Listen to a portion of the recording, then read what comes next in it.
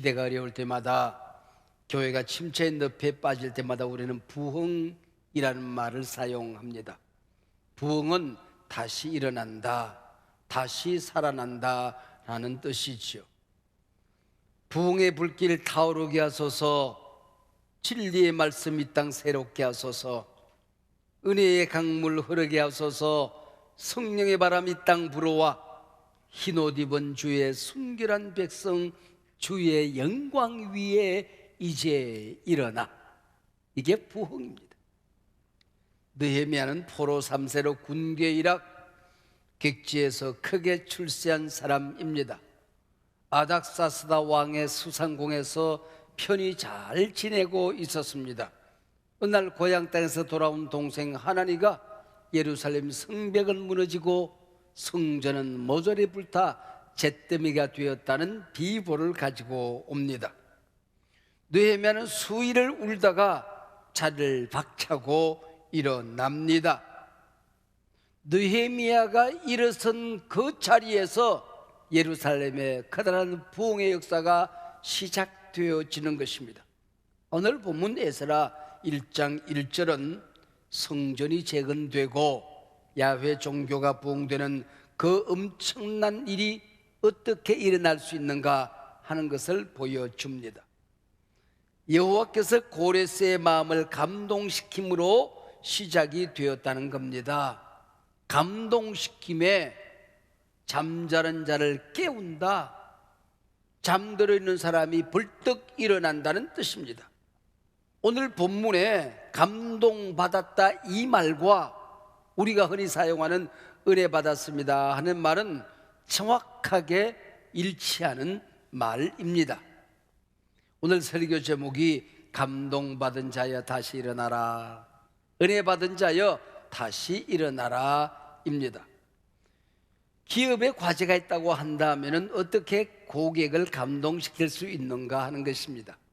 오늘 우리 시대 교회에 전도, 선교에 과제가 있다고 한다면 교회가 어떻게 세상을 감동시킬 수 있는가 하는 것입니다. 오늘 우리 시대는 절망의 시대입니다. 위기의 시대입니다. 낙담, 낙심, 좌절, 어떤 유사한 단어를 넣어도 동의가 되어지는 전방위적인 위기 시대이지요. 너도 나도 상처 입은 영혼입니다. 바로 이때 세상을 치유할 수 있는 우리의 교회의 명약이 무엇일까요? 감동이라고 하는 것입니다. 에스라서는 하나님께서 이방왕 고레스를 감동시키시고 감동된 고레스가 하나님의 백성들을 감동시켜 일어나게 하는 이야기입니다. 감동받은 자들이 일어나서 고국 땅으로 돌아옵니다. 그래서부터 부흥의 역사가 시작되는 겁니다. 성전을 건축합니다. 예배가 되살아납니다. 기도가 살아납니다. 하나님과 무너졌던 관계가 새롭게 세워지게 되는 것입니다. 감동받은 자여 다시 일어나라. 여기서부터 오늘 코로나19 지난 3년여간의 모든 부정적인 것을 떨쳐내고 새 길을 열 수 있는, 새 희망을 만들어낼 수 있는, 새 역사와 기적을 만들어내는 첫 출발이 될 수가 있는 것입니다. 다시 일어나 희망을 재건하라는 주제로 펼쳐지는 세일의 성구역신 특세해 주신 하나님의 말씀은 에스라, 느헤미야서입니다. 원래 구약 성경의 이 두 권의 책은 하나로 되어져 있습니다. 지금도 히브리어 성경에는 에스라, 느헤미야가 두 권의 책이 아니라 한 권의 책으로 편성되어져 있습니다. 이 에스라, 느헤미야서는 시간적으로 구약 마지막 시대에 일어난 사건을 다루고 있습니다. 만약에 성경이 연대기적으로 편집이 되었다면 이 에스라와 느헤미야는 구약 성경 제일 마지막에 아마 배정이 되었을 것입니다. 그래서 구약 역사의 결론입니다. 혹은 구속사적으로 신약과 구약을 잇는 허리라고 할 수가 있지요. 아수르의 북이스라엘이 바벨론의 남유다가 멸망합니다. 성전이 무너졌습니다. 선멸의 역사는 깨끗이 끝났습니다. 모든 것이 무너지고 끝나는 이때에 예레미야 선지자가 마지막 희망의 끈 한 자락을 남겨둡니다. 그것이 바로 유명한 예레미야 29장 10절의 예언입니다. 여호와께서 이와 같이 말씀하시느니라. 바벨론에서 70년이 차면 내가 너희를 돌보고 나의 선한 말을 너희에게 성취하여 너희를 이곳으로 돌아오게 하리라. 바벨론 포로 70년의 역사가 끝이 났습니다. 그 때가 참에 하나님께서 친히 일어나 새 역사를 펼치는 이야기입니다. 오늘 본문 에스라 1장 1절은 성전 건축, 성벽 재건, 예배, 부흥, 야훼 신앙의 재건, 새 역사의 시작을 70년 전 예레미야 선지자의 예언의 성취라 이렇게 기록합니다. 1장 1절입니다. 여호와께서 예레미야의 입을 통하여 하신 말씀을 이루기 위함이었다, 그 얘기입니다. 성경은 세계 역사는 고레스가 이 역사를 펼쳤다고 말하는데, 성경 배후의 그 주제는 하나님께서 일을 하기 시작했다. 누가 뭐라고 해도 역사의 주인은 하나님이시다. 구약의 역사서가 있습니다.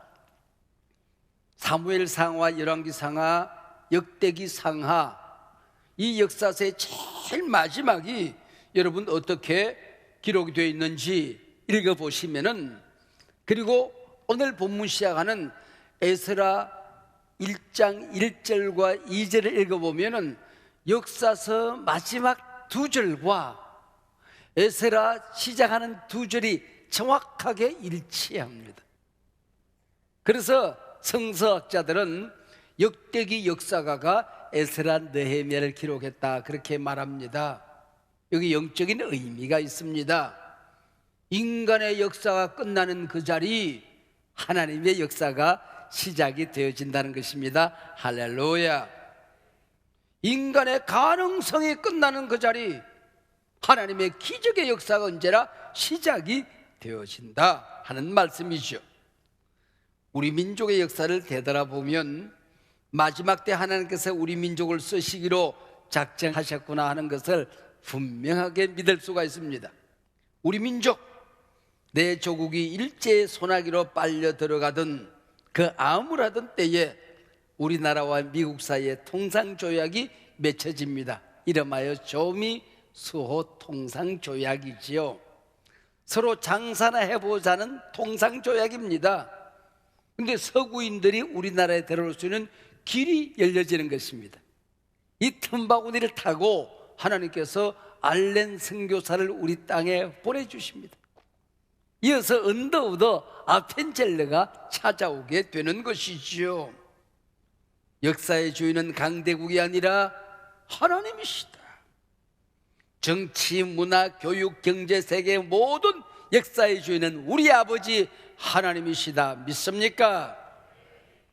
에스라, 느헤미야 이 두 권의 책은 당시 세계 무대, 강대국들의 역사 속에서 일어날 수 없는 기적의 역사가 하나님의 손에서 펼쳐지는 생생한 이야기들을 우리에게 전해줍니다. 아수르 바벨론의 침공은 선민 이스라엘을 완전히 말살시킵니다. 백성들은 모조리 포로로 끌려갔습니다. 신앙적인 순결이 깨졌습니다. 헌혈적으로 모조리 전락하는 듯 보였습니다. 믿음의 마지막 보루, 성전이 무너집니다. 야훼 신앙이 무너진 것입니다. 남북 왕조의 어디에도 희망이 사라졌습니다. 바로 이 순간 페르시아 제국이 일어나 바벨론을 무너뜨리는 겁니다. 나라를 세운 고레스는 포로민들의 신앙을 인정하기로 하는 것입니다. 여러분은 조국으로 돌아가도 좋습니다. 여러분의 종교를 다시 건설하십시오. 열심히 일하십시오. 그리고 조공과 세금을 바치면 됩니다, 그 얘기입니다. 바벨론과는 달리 자국의 종교를 인정하고 열심히 일하도록 도와주고 세금을 거두는 것이 바로 페르시아의 정책이었던 것이지요. 단순히 페르시아 왕국을 부강하게 만드는 길이라고 세운 정책이었습니다. 이 텀바구니를 타고 하나님이 고레스를 감동시켰다는 것입니다. 어떻게 감동시켰는지, 그 감동의 내용이 무엇인지 성경은 침묵합니다. 중요하지 않다는 것입니다. 다만 역사의 주인인 하나님께서 이방왕 고레스까지 붙들어 서신다는 게 주제입니다. 고레스가 세운 페르시아는 알렉산더에 의해 정복되기까지 무려 200년 동안 고대 근동을 다스리고 지배해 왔습니다. 아쉽게도 고레스는 자신이 유대인들에게 베풀었던 그 호의가 어떻게 이루어지는지를 보지 못하고 전쟁터에서 목숨을 잃었습니다. 마치 고레스의 사명은 하나님의 백성들을 고국 땅에 돌려보내는 것이 전부인 양, 이 백성들을 고국 땅에 보내서 성전을 건축하게 하는 것이 고레스의 사명의 전부인 양, 이걸 이뤄놓고 죽는다는 것입니다. 얼마나 신비한 일이냐는 거지요. 고레스의 배려로 포로에서 일부 백성들이 돌아왔지만은 얼마나 보잘것없는 수만에 불과했습니다. 70년 동안이나 버려진 고국 땅에서 해야 할 일이 얼마나 많았겠습니까? 어디서부터 손을 대야 할지 감이 잡히지 않습니다. 조국 땅 주변에는 이미 그 자리를 차지하고 앉았던 원수들이 공격을 준비하고 있습니다. 이 순간 돌아온 이스라엘 백성들은 본질을 생각합니다. 우리가 왜 왔지? 뭘 하기 위해서 돌아왔지? 하나님께서 원하는 바가 뭘까? 고레스가 하나님으로부터 받은 감동이 무엇인가를 생각하는 것입니다. 그렇다, 성전을 건축하자, 제사신앙을 세우자, 하나님과의 무너진 관계를 회복하자 하고 결단하게 되는 것입니다.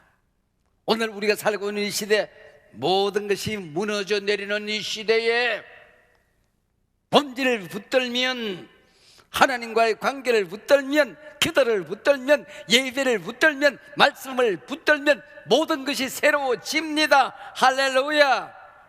길은 열립니다. 새 역사, 새 기적은 일어납니다. 구약의 신앙은 성전에서 드리는 제사가 신앙의 전부입니다. 이 성전 제사를 통하여 하나님을 만났습니다. 하나님의 임재를 맛보았습니다. 성전의 회복은 곧 예배의 회복이었습니다. 빼앗겼던 축복을 되찾는 길이었습니다. 야훼 신앙, 하나님께 올리는 기도의 회복이었던 것이지요. 기억하세요. 예배가 온전하게 세워지지 않은 사람이 온전한 하나님의 자녀는 될 수가 없습니다. 중직자의 사명이 있어요. 교회의 예배 자리, 기도 자리, 봉사 자리 지키는 게 사명입니다. 이 우선순위를 잃어버리면 중직자의 본질을 잃어버린 것입니다. 자리 지키기. 예배는 위복주의 성공신앙 샤머니즘이 아닙니다. 자기를 드리는 겁니다. 시간을 드리고 물질을 드리고 자기 몸을 드리는 게 예배입니다. 오늘 본문을 보십시다. 지금까지 하나님을 알지 못했던 고레스가 감동을 받고 말합니다. 3절, 이스라엘의 하나님은 참 신이시라. 선지자가 하는 말이 아니에요. 이방 왕이 하는 말입니다. 이스라엘의 하나님은 참 신이시라. 너희 중에 그의 백성된 자는 다 유다 예루살렘으로 올라가서 하나님 여호와의 성전을 건축하라. 그는 예루살렘에 계신 하나님이시니라. 그리고 이어지는 4절입니다. 그 남아있는 백성이 어느 곳에 머물러 살든지 금방 올라갈 수 없는 백성들도 있을 것이다. 삶의 자리를 정리하려고 시간이 걸린 사람들이 있을 것이다. 그런 사람들이 마땅히 은과 금과 그 밖의 물건과 짐승으로 도와주고 뭘 하라고요? 먼저 돌아간 사람이 성전을 건축할 수 있도록, 예배를 수축할 수 있도록 도와주라. 그 외에도 예루살렘에 세울 하나님의 성전을 위하여 예물을 기쁘게 드릴지어다. 이 말은 대제사장의 말이 아닙니다. 이방 왕의 말입니다. 이 말은 불신자 이방 고레스가 하나님의 백성에게 선포한 명령입니다. 오늘 세상이 교회를 향하여 던지는 조언입니다. 불신자들이 교회를 향하여 요청하는 메시지입니다. 교회여, 제발 누워있지 말고 일어나라. 어두운 땅에 빛이 되어라. 우리 모두가 아프다. 치유자가 되어다오. 너희들만 잘 사는 성공, 번영, 위복신앙이 아니라 세상을 똑바로 세우는, 시대를 올곧게 세우는 건축자가 되어다오. 그 일을 위해서 너희들이 일어나 헌신해라, 그 얘기입니다. 하나님께 감동된 고레스의 말을 듣고 그 마음이 하나님께 감동된 자들이 자리를 박차고 일어납니다. 성전을 건축합니다. 나라를 세우게 되는 것입니다. 오늘 이 시대가 모든 것이 무너지고 있는 시대 아닙니까?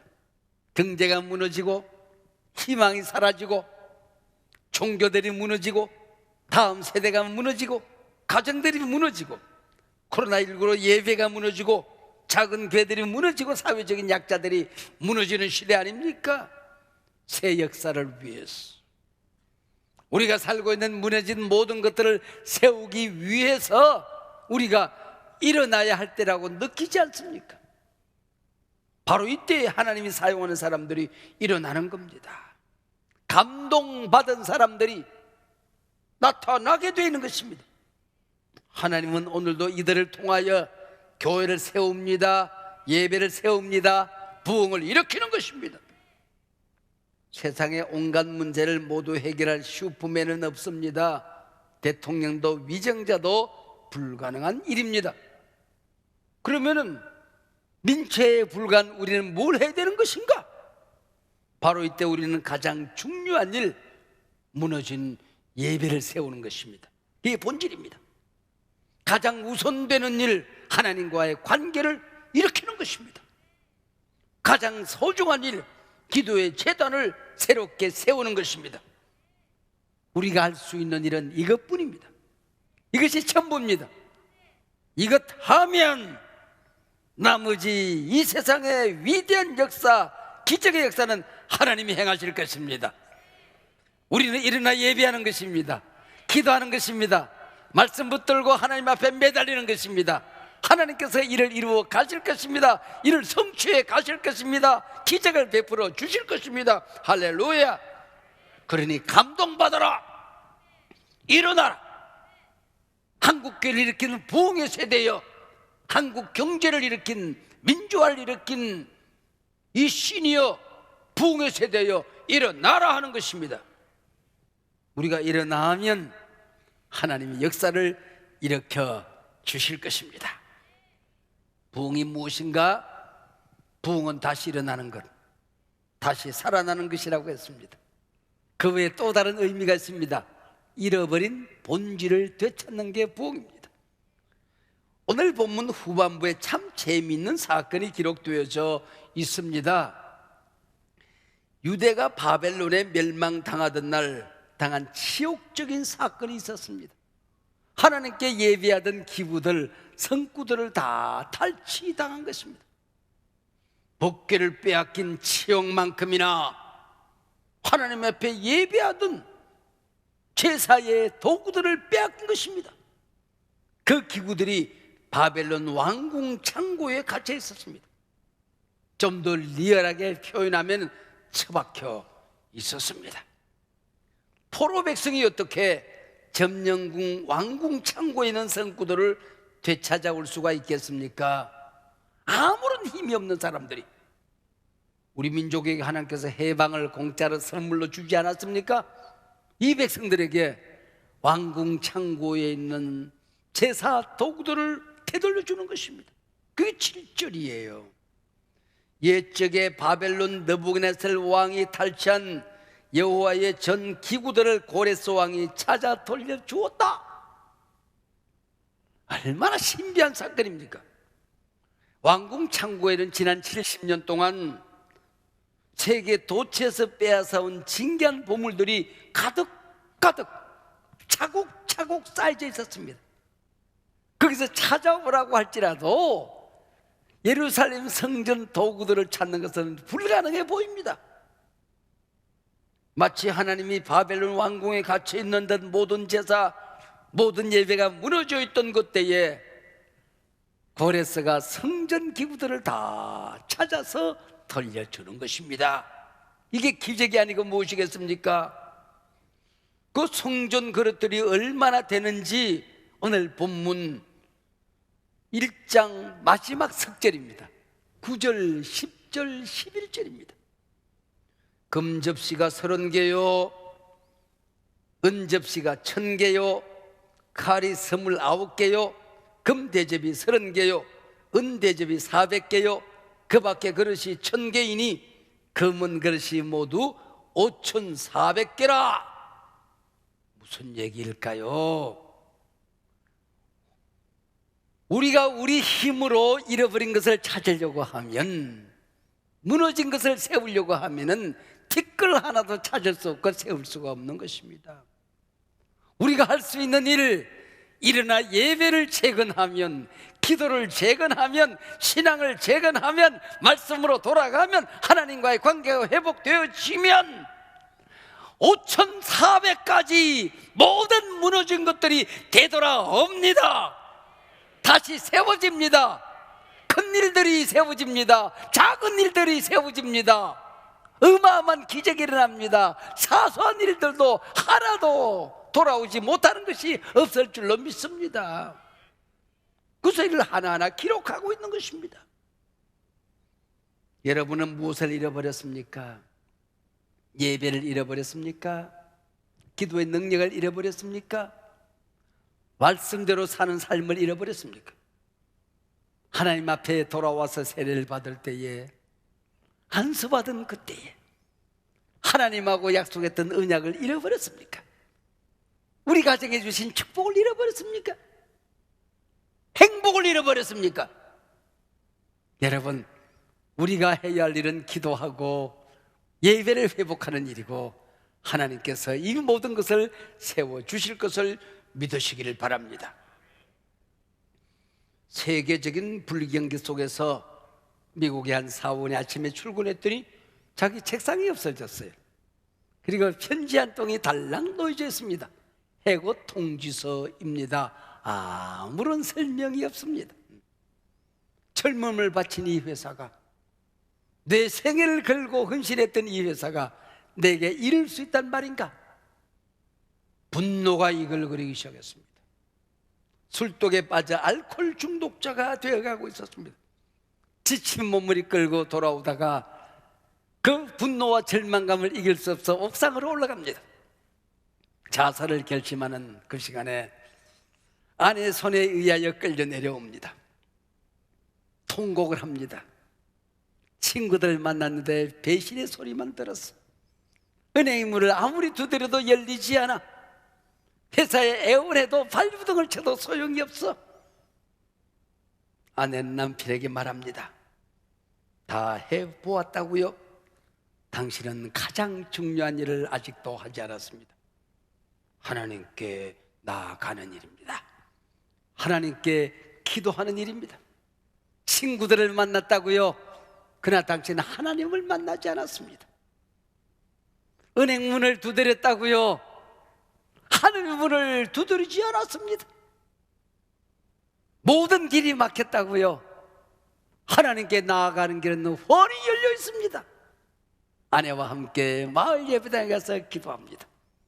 그리고 새 희망을 찾고 조그마한 벤처기업을 시작합니다.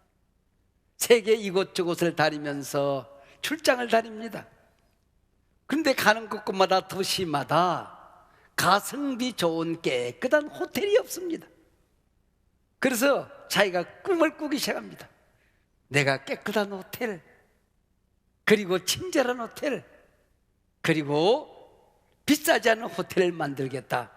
그렇게 해서 세계도처에 호텔을 하나씩 둘씩 세워가기 시작합니다. 세계적인 호텔 체인 홀리데이 인 창업자 케먼스 윌슨 회장의 말입니다. 사랑하는 여러분, 기도할 수 있는데 왜 포기하십니까? 기도할 수 있는데 왜 절망하십니까? 왜 낙심하십니까? 우리 한서원교회 성도님들께 감히 도전합니다. 함께 일어나십시다. 요청합니다. 기도하십시다. 여러분의 목사로서 선포하고 명령합니다. 힘을 내십시다. 이 위중한 위기시대 당신은 가장 중요한 일을 하지 않고 허둥대고 있지는 않습니까? 다시 일어나 희망을 재건하십시다.